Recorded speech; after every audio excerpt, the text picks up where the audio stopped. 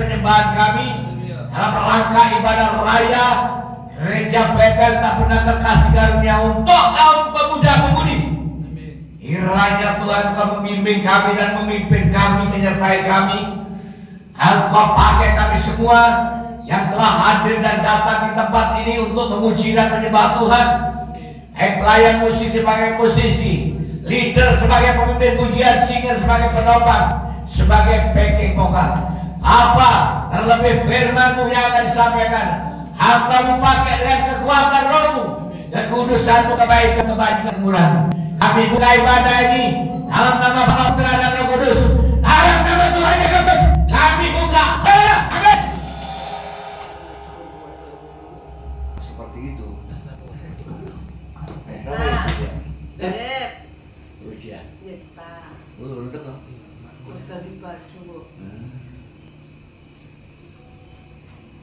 Ku menjadi ciptaan yang baru oleh kuasa darahmu,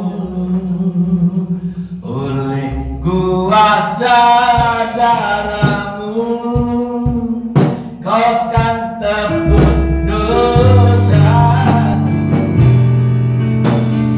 kekudusanmu melingkupiku.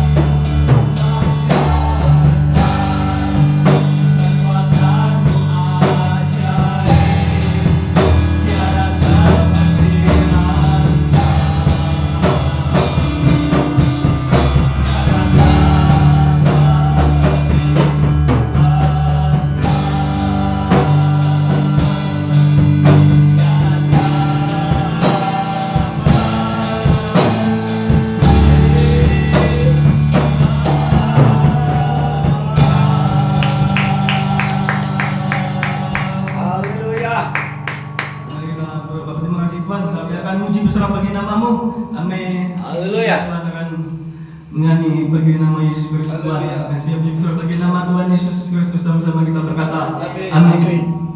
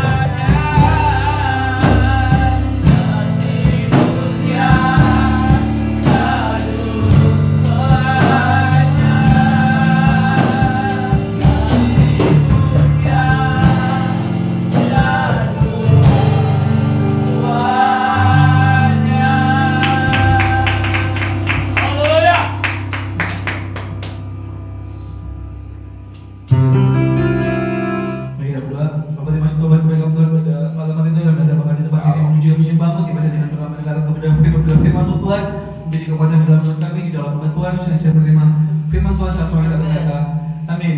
Salam. Salam. Mari kita akan buka pada kitab Roma pasal yang ke-6.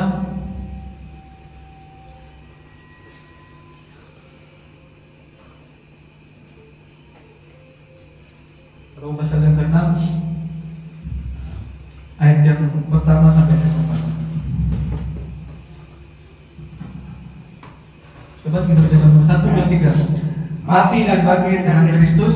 Jika demikian apakah yang hendak kita katakan? Bolehkah kita bertekun dalam dosa supaya semakin bertambah kasih karunia itu? Sekali-kali tidak. Bukankah kita telah mati bagi dosa? Bagaimana kita masih dapat hidup di dalamnya? Atau tahukah kamu bahwa kita semua yang telah dibaptis dalam Kristus telah dibaptis dalam kematiannya, dan demikian kita telah dikuburkan bersama-sama dengan Dia oleh pisah dalam kematian, supaya sama seperti Kristus telah dibangkitkan dari antara orang mati oleh kemuliaan Bapa, demikianlah juga kita akan hidup dalam hidup yang baru. Amin. Amin. Jadi firman Tuhan pada malam hari ini bicara tentang mati dan bangkit dengan Kristus. Jadi di sini teman sudah jelas dikatakan, bolehkah kita bertekun di dalam dosa ketika kita masih sudah menjadi milik Kristus atau sudah ditebus oleh Kristus. Oleh karena itu dikatakan ayat yang kedua sekali-kali tidak, karena memang dosa sudah tidak lagi menjadi yang menguasai bagi orang-orang yang percaya bahwasanya Yesus telah menebus kita atau yang telah membaptis dengan cara Kristus yang mati di kayu salib, dengan cara Kristus yang merelakan hidupnya bagi kita. Itu merupakan sebuah penghapusan atau dia oleh karena dia mengasihi dalam hidup kita, sehingga dikatakan dosa tersebut tidak lagi menjadi bertambah atau menjadi dosa tersebut menjadi bagian bagi orang-orang yang di dalam Kristus. Karena dikatakan, jika demikian apakah yang hendak kita katakan? Bolehkah kita bertekun di dalam dosa supaya semakin bertambah kasih karunia itu? Karena kasih karunia itu sudah cukup dengan Kristus mati di kayu salib itu bagi setiap orang-orang yang telah ditebus dan telah dipilih. Itu merupakan sebuah kasih karunia yang Allah berikan bagi setiap kehidupan kita. Jadi tanpa itu semua maka orang masih tetap berada di dalam kuasa dosa. Tanpa yang Yesus lakukan dalam kehidupan kita itu, maka setiap orang-orang masih berada di bawah kutuk daripada dosa tersebut atau kuasa daripada dosa tersebut. Oleh karena itulah di sini dikatakan dengan kematian Kristus di kayu salib, maka dosa tersebut tidak lagi menjadi berkuasa di dalam kehidupan kita. Karena dikatakan kita tidak akan hidup di dalamnya lagi. Karena apa? Karena Kristuslah yang sudah menjadi hidup di dalam setiap kehidupan orang-orang yang percaya. Jadi sampai kapanpun, sampai kiamat pun, atau sampai orang itu yang mati duluan, ketika dia tetap percaya, ketika dia telah dipilih dan telah ditetapkan menjadi miliknya, kita mempercayainya bahwasanya sampai selama-lamanya tetap dosa tersebut tidak menjadi atau berkuasa di dalam iman kita. Karena apa? Karena upah dosa ialah maut. Jadi orang yang tidak percaya kepada Kristus dalam kehidupannya, maka tidak menerima bagian daripada penebusan, tidak menerima bagian daripada keselamatan tersebut. Karena apa? Karena keselamatan dikatakan bagi orang-orang yang percaya. Jadi yang percaya kepada Kristus, yang percaya kepada Yesus sebagai Tuhan dan Juru Selamat, maka dia akan diselamatkan.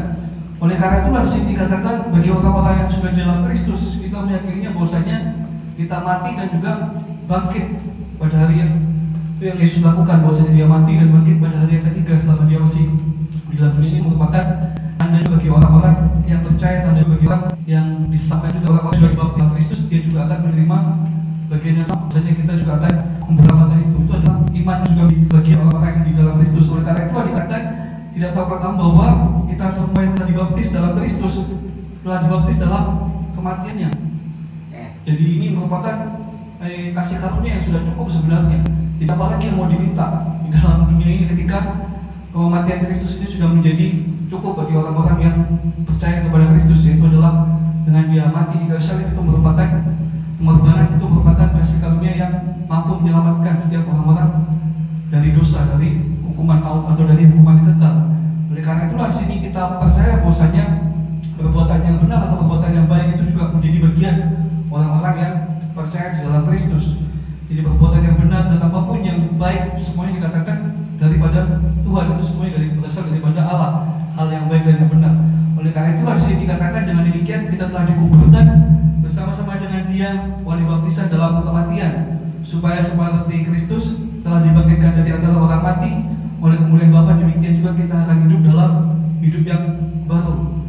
Jadi inilah yang menjadi iman atau yang menjadi keyakinan kita sampai saat ini, bahwasanya karena kita telah dibaptis dengan darah daripada Kristus itu tadi, maka kita juga akan menerima bagian daripada hidup yang kekal itu tadi. Karena apa? Karena disinilah firman Tuhan sendiri yang mengatakan bahwasanya supaya sama seperti Kristus telah dibangkitkan, maka orang-orang yang pengikutnya atau yang mempercayainya, bahwasanya kita juga akan menerima kebangkitan tersebut. Karena apa? Karena itu adalah sudah digenapi melalui Kristus yang di kayu salib, sudah digenapi, semua sudah dikorbankan melalui anaknya itu Yesus Kristus itu sendiri, supaya kita tidak lagi berada di bawah kuasa dosa. Karena kita di dosa itu tidak akan membuat orang diselamatkan.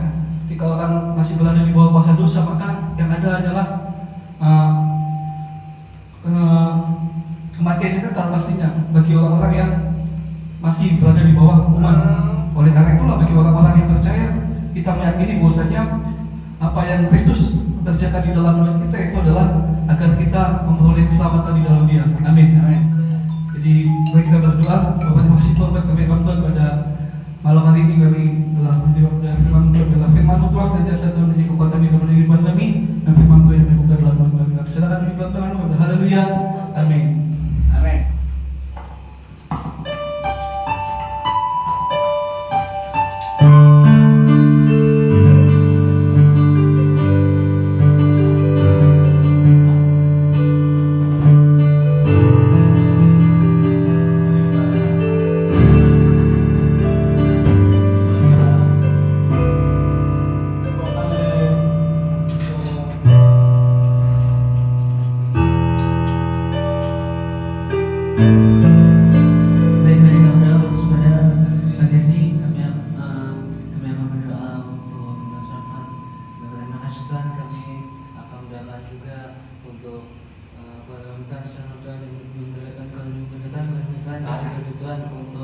Bangsa-bangsa dan negara-negara kami Tuhan, supaya tidak terjadi konflik atau peperangan apapun Tuhan. Kau jaga negara kami Tuhan, supaya tidak terjadi konflik apapun Tuhan. Kau juga berikan juga Tuhan untuk orang sakit musnah dan untuk sedang darah Tuhan. Kau bantu mereka Tuhan, kau jamah dan pulihkan mereka yang sedang sakit sekarang ini Tuhan. Kau juga berikan Tuhan untuk pekerjaan kami Tuhan, sekolah Tuhan kuliah-kuliah Tuhan, bisa dalam undangan Tuhan, misalkan kembali bersama Tuhan. Kau juga berikan Tuhan untuk persembahan yang akan diadakan kepada malam hari Tuhan, kiranya kau berkati. Itu sama yang kami sampaikan Tuhan di dalam nama Tuhan Yesus Tuhan, kami sembah Tuhan. Haleluya. Amin.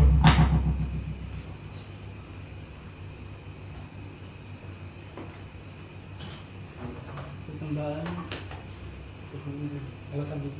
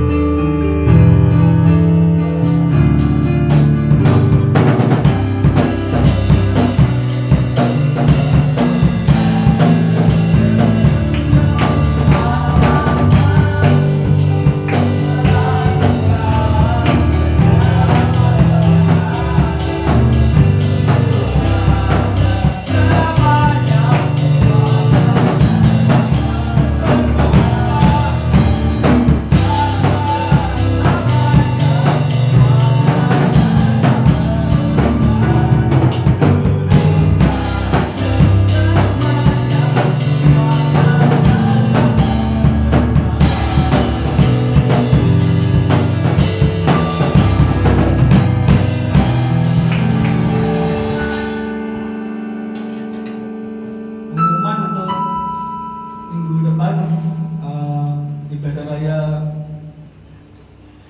Sabtu ya. Kemudian itu akan diadakan hari Sabtu